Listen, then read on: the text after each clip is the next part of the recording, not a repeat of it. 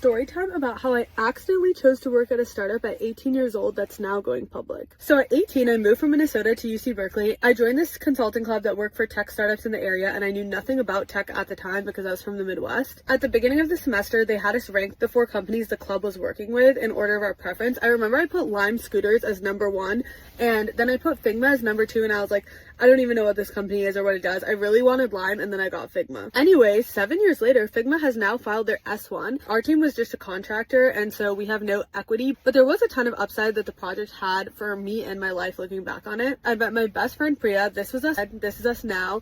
And now we co-host this podcast, Get the Check. Another member of the team also referred me to my first job out of college. And most importantly, I learned a ton of new information about product and tech, and also what being a non-technical person at a tech company looks like. We worked on things that were pretty core to the company. 0 to 1 initiatives that got launched because of our recommendation. Adobe was like the major thing everyone used for design, and Figma had this revolutionary idea that was like, what if we do what Google Docs did to Word to Adobe, and instead of having to email someone a design back and forth, you can work in real time, you can have non-technical people look at the design, you can have designs get sent off to developers and have like an entire developer handoff process built out. And while I can't go into the specifics of what we worked on because it's all under NDA, it was super cool to be at a tech company at that stage, and it's a big part of what motivated me to join the company Faye that I work at now at the stage that I joined a year ago. At the time that I was working at Figma, the design tool everyone knew about was Adobe, and then full circle moment, Adobe tries to acquire Figma for $20 billion.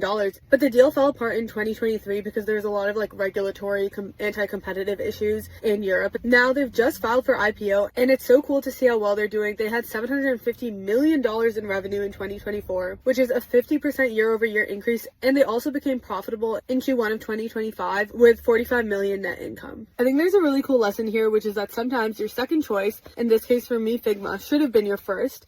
As far as I know, Lime Scooters is barely around anymore. I'm very thankful that by happenstance, I ended up seeing such a rocket ship company at that early stage of growth. I highly recommend anyone interested in tech to join a company at that Series C or earlier stage. Congrats to the whole Figma team. This is a huge win.